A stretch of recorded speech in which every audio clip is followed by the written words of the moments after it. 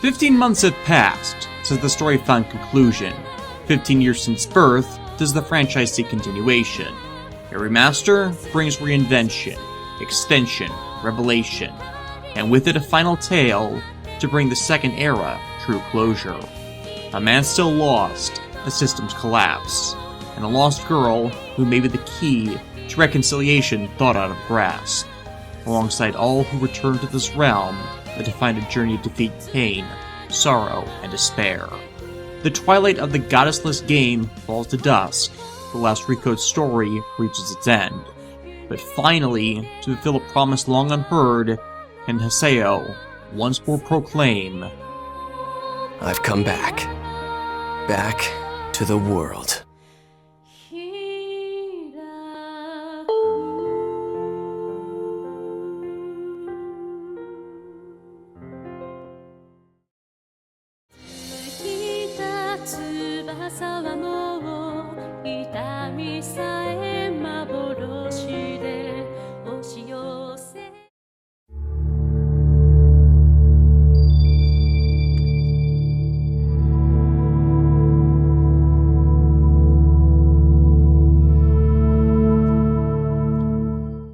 So, yeah, there's a reason it took me so long to get back to this. The first being, I'd hoped it wouldn't have been necessary. I usually don't talk about just released games. Even a year after its announcement, I'm still floored this was a thing, and encouraged everyone I could to buy it. So discussing the newest and potentially final new edition of the .hack franchise, it frankly required some thought and a project or two. And I didn't want to give spoilers before enough time had passed anyways, simply to encourage people, once again, to buy it. But due to Last Recode getting a, quite frankly, poor release date, its sales sadly got swallowed beneath the release of Super Mario Odyssey and Call of Duty World War II that, frankly, had far better marketing produced for them. And yet, even with that detraction obviously making it take a hit, because, let's face it, it's not going to stand up against Mario, Last Recode came in with a decent standing for its release week, taking the third place slot by a wide margin in Japan. Considering it was facing up against juggernauts, that's still impressive and shows how strong the fandom for this really still is. Though I once again feel Bandai screwed CyberConnect 2 out of potential sales by its lacking promotion, as even when it was a good time to advertise it on social media, all of the Bandai social media accounts did even the week before Last Recode's release was primarily advertise Dragon Ball FighterZ, Sword Art Online Fatal Bullet, Digimon Cyber Sleuth Hacker's Memory, and Ni no Kuni 2. Games that did not release until months after Last Recode did. Hell, the final game release trailer wasn't even released by Bandai of America until over a week after the game had come out. Months after that same trailer in Japan had actually hit the internet from the Japanese branch of the company. So of course something not advertised wasn't going to sell as well. The fact I, of all people, got contacted over promoting Last Recode should tell you how poor that advertising was thought to be. I'm still thankful I got the email and was recognized for my efforts, but I'm not denying the reality that had this gotten the advertisement Bandai had given to literally every other product it was releasing, it might have had a better shot in international markets and that request wouldn't have been needed. Always disappointing as, yeah, any .hack fans out there who want more content? CyberConnect has repeatedly said that Bandai and Bandai alone are the gatekeepers preventing us from getting more, or even a remastered collection of the adventures of Kite and Black Rose being made. Better sales of Last Recode would have gone a long way to making that a reality. Attacking GU for it being chosen to be remastered in spite of CyberConnect themselves considering it the best story they've managed to tell, as I saw happening among the IMOC purists of the .hack fandom, you're only hurting yourselves in the long term. And this is why we cannot have nice things, as they want to do it, they just haven't been getting the commission for it, as Bandai instead is focused on content for Sword Art Online. But to no one's surprise, the last Sword Art Online game was terrible, to the point Last Recode outsold it. In fact, Last Recode outsold several of the past SAO games. So at least I can take comfort in that. The second reason I put this off is I have been trying to be patient with the translators among .hack's fandom to supply definite translations for two of the untranslated and unimported parts of this new collaboration. .hack Innocent Call, set between Volume 3 Redemption and Volume 4 Reconnection, and Ragtime, which is a definitive end and epilogue for the important characters of the GU era beyond what's presented in this game. Both of which were part of the premium edition of .hack GU Last Recode released for Japanese and no other audiences. Unless you, like me, got them through an importer. Seriously, Bandai of America? You've done limited editions for other series of yours in recent years. Why not this? Regardless, while I could have done them myself, as I have the working knowledge on how to properly translate something so as to act as a translator, frankly, I didn't have the time to do the job to the standard I would have demanded, and I'll admit to still having enough gaps in my education in the language that I was concerned I would screw it up. But 6 months since I did the video reviewing Last Recode, yeah, I think the window of time for me to put this off has closed. Fortunately, I can give you a rundown of what happens in Innocent Call. Less so Ragtime, as no one's actually translated it properly yet, sadly. If I'm a bit off, sorry, this is a rough summary working solely off of what can be heard in the audio drama, as there's no transcript to confirm intended phrasing beyond the spoken context, which with Japanese can sometimes be interpreted differently depending on how it was written, as opposed to how it is spoken. The Innocent Call audio drama acts as a play in 6 scenes, the first being Zelkova coming to Haseo and asking to seal away Skaith. Due to the powers of the Epitaph being united within him, even with their defeat of Kubia, that power to command the system by him becoming the new Key of Twilight is still a danger to the World R2 and its interconnectivity with the network itself. Thus, reluctantly, Haseo agrees with Zelkova to let Skaith be taken from him, his other self sealed away, until the day that power is needed again. However, with Reiko Sayaki, Pi, and Takumi Hino, Yata, quitting CC Corp, and Ovan still comatose, Ryo Misaki knows he's out of potential resources to help wait out Ovan's awakening. And moreover, his exposure to the threat of Ida and other network anomalies, alongside his personal character arc, has made him decide to take responsibilities upon himself to see it happens to no one else again. Thus, upon learning Reiko has gone to work for the Network Administration Bureau, an organization designed to counter and deal with things like Ida and malicious hackers as seen in .hack Link, Quantum, and Beyond the World, he wishes to join them, begging Reiko to let him work for her, with Ryo in the 3rd scene revealing as much as he can about this in a call to Chikusa, where he has to cancel a date with her. Yep, well, it's not much evidence of that, and I'll freely admit I could just be reading too much into it. This is one of the things I wanted from this story expansion. OTP confirmed!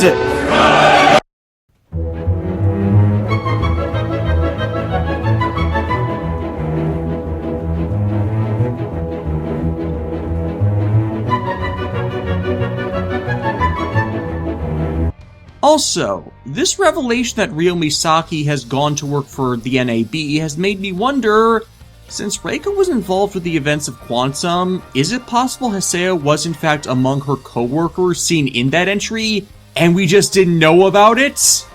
Moreover, since Quantum itself was a cut-short OVA series intended to originally run longer than the 3 episodes it had, were there intentions for the other GU cast members to be supporting characters in it beyond the cameos in the first episode? Food for thought. I just really like this revelation of what Ryo did with his life post-Ida incident. But even after his graduation from high school and several months of working at this new job, in June 2018, CC Corp announces that they cannot fix the World R2 from the damage Kubia did.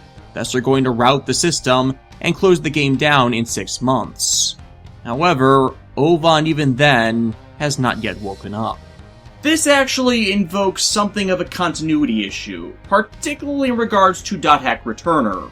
Returner, if you've forgotten, is that anime OVA meant to wrap the GU post-game with the Roots and GU casts interacting, and did an absolutely terrible job at it because it once again spent its runtime focused on the antics of fucking Tabby over the actual cast members we cared about. The problem that is invoked by this, however, is the entire reason the cast went to that festival is they were all called there by Ovan after he had woken up. Features his proper return with Dinah, and in the interim informs Haseo that the remaining Ida have learned from the downfall of the Tri-Edge Ida's corruption of the rest of them to not fuse with or attack humans to gain analysis data, but will coexist with them. But all of the new content for Last Recode entirely ignores that ending. This new story builds itself on that all not taking place, as here, Ovan's still comatose, and they are long past the presented markers for that event to happen.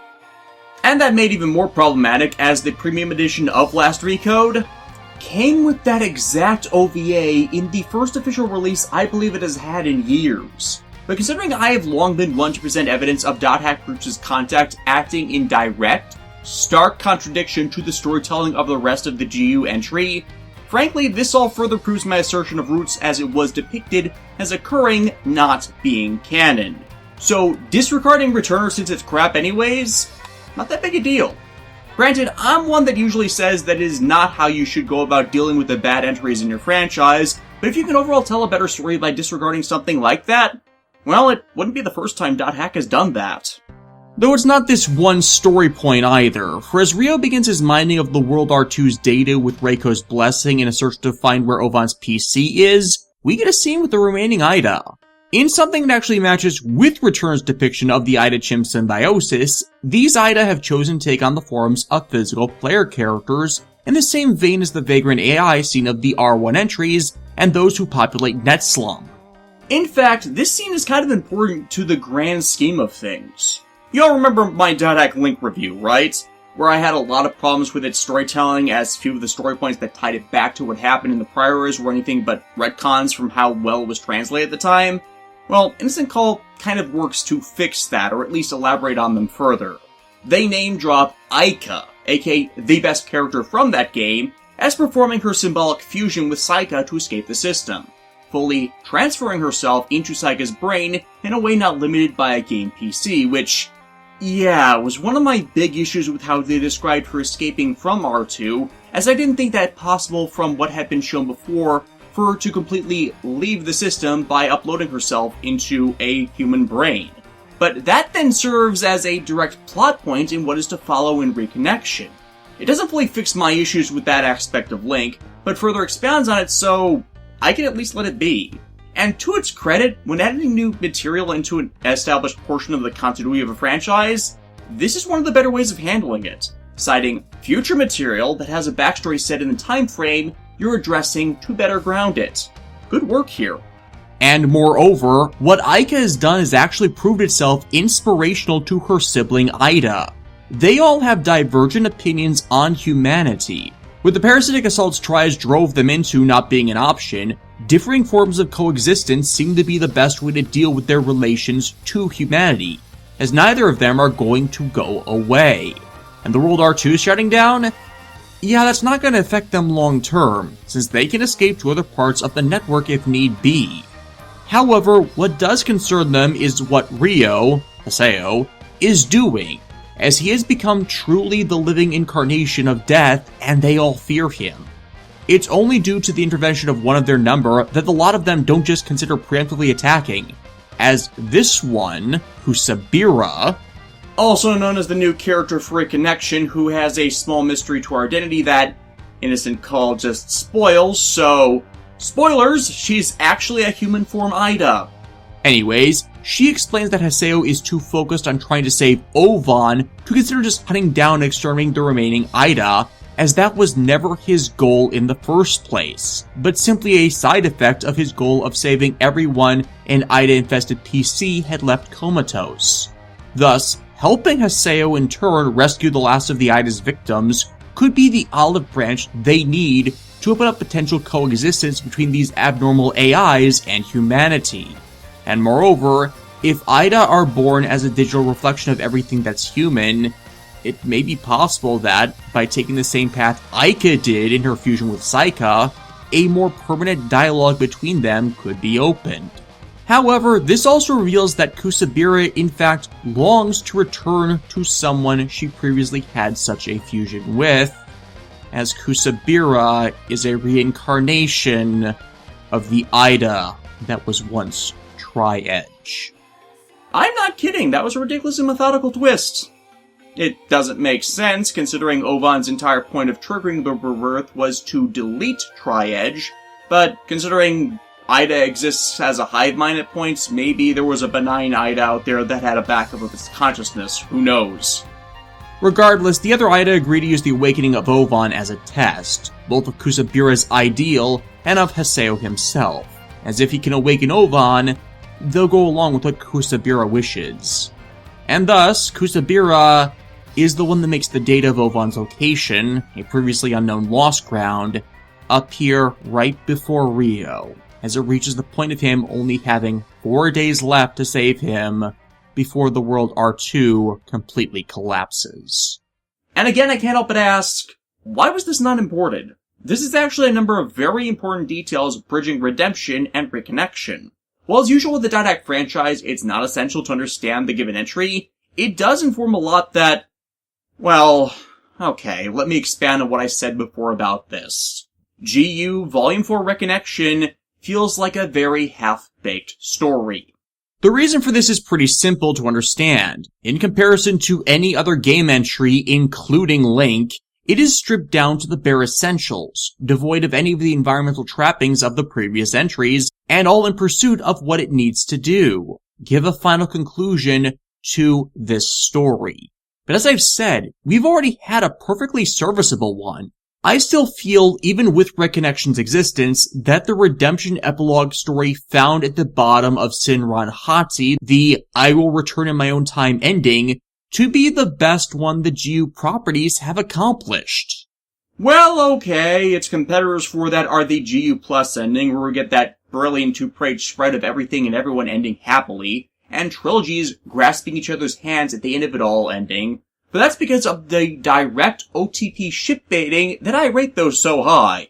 For resolving the conflict between Haseo and Ovan, though, that was the best one, and Reconnection doesn't change that. It's still impressive for a story thrown together within 6 months with intent to conclude things, and does still show the honest effort that is a hallmark to CyberConnect and its dedication to gameplay and story, with a narrowing of focus to the pinprick needed to place the final period on this tale. But the removal of those trappings, from the desktop to most of the NPCs, the guild shops, options for quests or anything in the way of item looting, and even losing access to the area word system for free travel, you're pretty much on the rails for just completing this final task in the environments before it all comes crashing down, and within the universe this story is set in, ends access to this realm.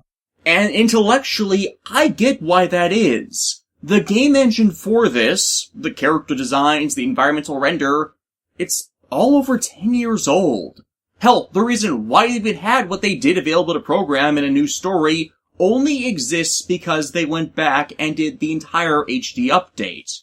And don't get me wrong, Last Recode looks beautiful as its original PS2 version already beat out games made for the PS3 and Xbox 360 even years down the line like Final Fantasy XIII, due to its art design giving it a timeless aesthetic that transcended the graphical limitations of the PS2. But I can't help but get this feeling from it that something essential is missing from my experience of it. That it is devoid of the atmosphere the games from Infection through Redemption relied on to make the realm the story takes place in not just interesting, but engaging in how it made you keep coming back.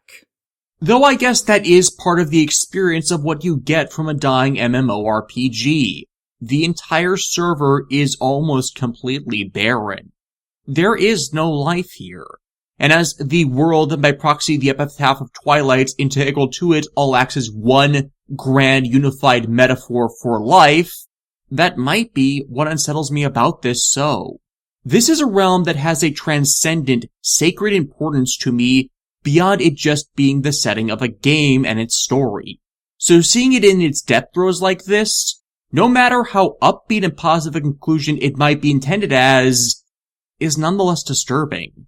It's required for the story, but it makes it exist in stark contrast to the emotional response returning to this setting should bring. Moreover, as we encounter the cast, something continues to seem off about them. Sometimes it's the actor's portrayal being a bit wrong.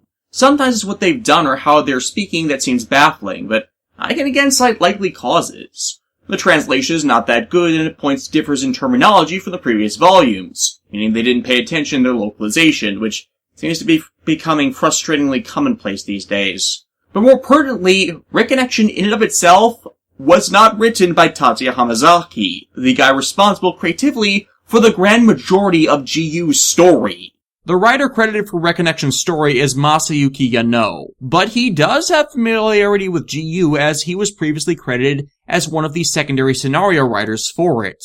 So while not party to the depiction of the arc in the main story, he was still influential enough in aspects of it to be the likely next most informed person to do that job if Tatsuya Hamazaki was not available.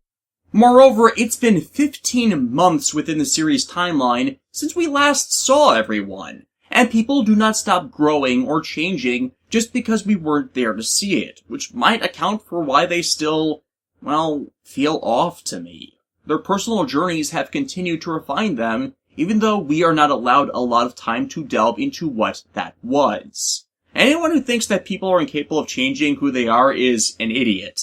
It's just a matter of actually presenting a contrast in actions from who they once were. You'd be amazed at how many things I've seen screw that up.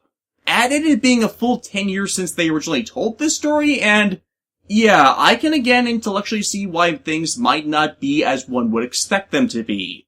But the fact I even need a reason out of justification for such is not a good thing. Reconnection opens with, well, a recap of the previous 3 volumes. Is that really necessary? I mean, if you got last Recode and are playing this, then I'm pretty sure they played all the previous volumes to lead into this. The Aima Quartet in the original GU trilogy, I understand doing these recaps, as if you played them originally as they released or found them individually over time and played them out of order, you might have gotten lost. That's not the case here with this collection. That's when I realized. True power comes from all the people that we encounter in our life's journey. Wow, and people said the sonnets that I used to open each GU review are pretentious.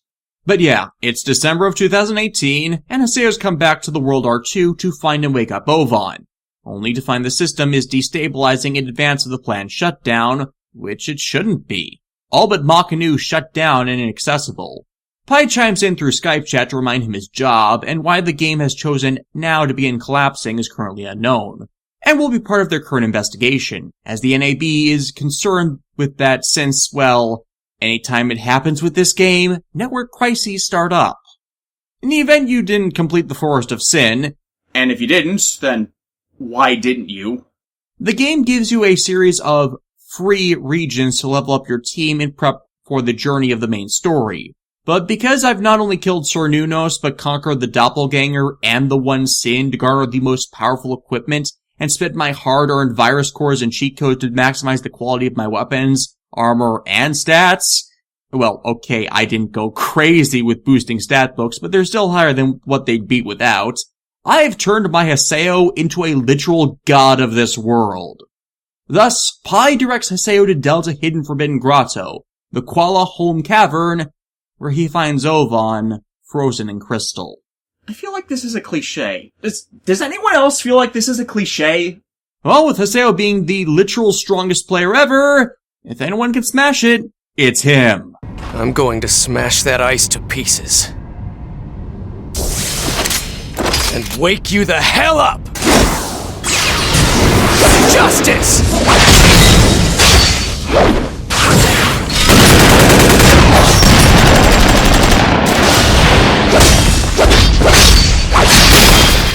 Judgment!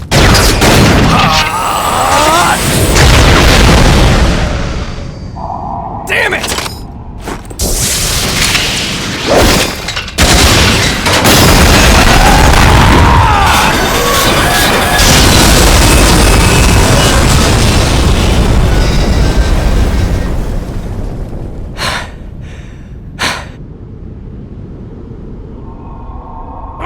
Damn! But strongest player! God of gamers! Why the hell didn't that work? Well, that's because Ovan's character data has been trapped in the area data of this region, and because Haseo no longer has Scathe, he no longer has the ability to affect the system data to free him from it. Meaning, he needs to reclaim Scathe, and that means finding Zelkova. But he's not going to have to do it alone, as Shino has called in the cavalry. She was the only one Haseo informed about finding Ovan as, well, it was most important for her to know. But Shino being aware of the burdens Haseo places on himself made her stage this little intervention, even as Makanu shows how unstable it is to even support this many players coming online at once. Suffice it to say, as everyone catches up on what's happened in the time since they've last met, Adelie is the least pleased. Why don't you feel like you can trust me? All I want is to help you, Haseo. All I want is to be there for you. Okay, if I misunderstood and was reading into context that wasn't there in Instant Call, and that's a false indicator, and they're not actually dating right now, as has been implied by multiple sources, and even the Japanese Seiyu and Hiroshi Matsuyama on this, then Chigusa is damn close to just showing up at his workplace and shoving both of them into a closet until she makes him love her. That or going straight on yandere. Haseo's response in turn, though, definitely gives off the caught-in-the-act boyfriend vibe as he scrambles to explain himself, which is just hilarious. Though most of his explanation involves reiterating their conversation from the audio drama about him begging Pai for a job at the NAB to find Ovan. Which as usual is proof of Dot Hack's dedication to making all of their stories work in a standalone but interconnected sense where you don't need to see the other parts, they just provide more context to a bigger picture. But yeah, Haseo not asking for help, it wasn't intentional. He only got the information that morning, and with the system collapsing, he felt it was best to do it immediately and didn't have the time to call them. You told Shino! And here's the biggest issue to why she's acting this way. Adelie's straight up jealous, and it's again easy to see why. Haseo spent 9 months focused on rescuing Shino, and she's since been back. While he got over it at the end and chose Adelie, well, I totally see her concerned of the same thing that haunted her before. I want you to see me! Recognize me! What are you talking about? I'm looking at you right now! If you were, you never would have said what you said! It's all an outgrowth of her prior insecurities and feelings of self-loathing bubbling back up in a weak moment, as those emotions are not easy to overcome, and take that from someone who has gone through that personally. The threat of losing something or someone that makes you feel better about yourself, it's not something easy to stomach. But really, that was only because Shino's actively caring for Ovan in the hospital in the real world. And once more with the state of the system, putting those close to him in danger is the last thing he wants to do. So you were trying to keep it a secret! You know what normal people say when they're in trouble? Oh dear, help! I'm in trouble! If you need help, you ask for it. It's common sense. In real life, online, wherever. Well, don't you agree with me, Haseo? Well? Of course. I look forward to helping you. Meeting with Alcade again is less confrontational. Her using the time to primarily gloat on how, after she recovered, she followed Haseo in becoming the second and only other R2 player to triple crown the arenas to become their grand champion, and has held that title for the last 6 months. The translation for Reconnection, however, changed the name of that title from Palace Emperor or Empress back to the Japanese originating Palace Champion. So if you're not aware of this, it can seem as if it's an oddity in the conversation. Really, it seems like a case of a translator not paying attention to the prior localization changes.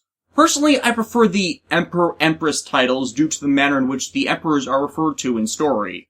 I mean, Champion Taihaku, Champion Sirius, Champion Alcade, and Champion Haseo just don't sound as good as referring to one as Emperor Haseo, Champion of the Arena. But it's all to reaffirm that she's not stuck back at level 60 anymore. She's maxed out, equipped, and ready to fight. If anything happens, you know you can count on me. After all, I am the champion. Gotta prove my worth. It's me! Tabby's back! You call me, I'm like a kitten to cat. Shut up, Tabby! What's surprising is Kaede's here, in probably the most time we get with her all series. She's constantly Zelkova's shadow, and he left her behind to investigate the system, which is not good. And Shino herself is concerned with how nothing's worked, that Ovan may just not want to wake up. Endings are the signs of daybreak. They are merely new beginnings to this never-ending story. Now, walk forward, Haseo. Walk down your path with your own free will. For the two of us, until we are reunited. Yes, until when together, we will walk towards a new daybreak. You see what I mean about it feeling as if the characters and story are off from what would be expected? As he should want to come back. Aina's up and waiting for him. She's gotten a lot better and stronger in the past year, but at the same time, Ovan's own body has been left to deteriorate. If they can't get him up now, even if his consciousness survives the system collapse, his body won't be there to come back to. The problem here, though, is Aina, when they meet, then lays it on ridiculously thick, as if we didn't know any of this crap despite this being the new fourth part to a pre-existing trilogy. They're laying it on ridiculously thick that Haseo is helpless without his other self, despite all he's managed to do without sole reliance on Skaith all of this time. But this is where Kusabira enters the picture, wandering aimlessly around Manga News Chaos Gate in search of Haseo, as she can't actually distinguish names and faces, nor can access the user system to see name displays. Forgive me. I just had to be absolutely sure that it was really you. Well, I did spend 9 months trying to find and kill you, so I guess it'd be important to get it right. With finding him, though, she gives up an area word. That man in Quahome Cavern, Ovan. He's part of what I want to discuss. The ominous mysteriousness of this character really is lost in knowing she's Tri-Edge. Delta Unknown Evening's drama of defiance. Who wrote this? The area words are supposed to be short, simple statements, or at least alliterative ones. Well, anyways, it's a basic castle dungeon just done to reorient us to everything. Hell, it's level 135. We can literally one-punch everything here. The monsters here are set to a level far higher than usual. And you just swat them aside like flies. Well, yeah, it's the World R2's God of Destruction, Star Goddess of Battle, and the Cinnamon Roll of Divine Heals unite as Team Threesome! I mean, Best Girl. Why wouldn't we? Haseo, you truly are the one I've been waiting for. Actually, I'm Haseo. Yeah, we've seen Adeliida infected. It's not an experience one would want to repeat.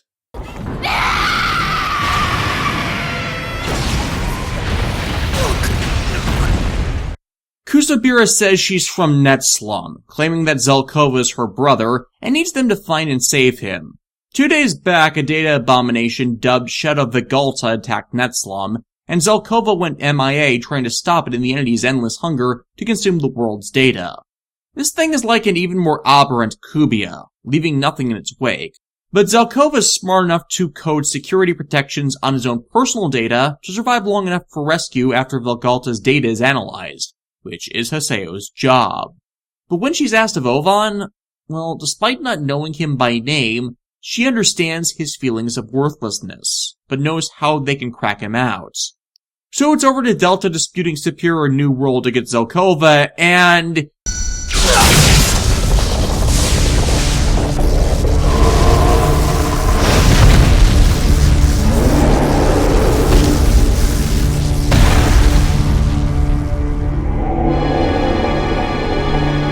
Is that a giant satanic baby? Should I be making another birth jokes or start referring to this as Game Deus Noir? Though again, it's obvious why this came about this way. In the same way that Ida was born from the absence of the epitaph phases from the system, this time by Zelkova taking Skaith out of the equation, has resulted in another aberrant birth. Fortunately, Zelkova is still alive, so after scaring it off, he can shortmail us in order to head to Netslum. The problem is, Netslum's been cut off from the main server. Fortunately, Pi's been keeping up with everything, and planned ahead to locate a new area to backdoor into it with use of Haseo's previously installed area hacking abilities. Thus, one trip through Delta Great Scheming Dark Realm, which I swear was an area word used in the original games. And we're back in paradise. Tartaga's taken some severe damage, but it's still functioning. Though the bad news is while Tartaga's got the data they need, it'll take longer than they have to process. Tech troubles? Pie. Being Miss Fanservice as always, I see.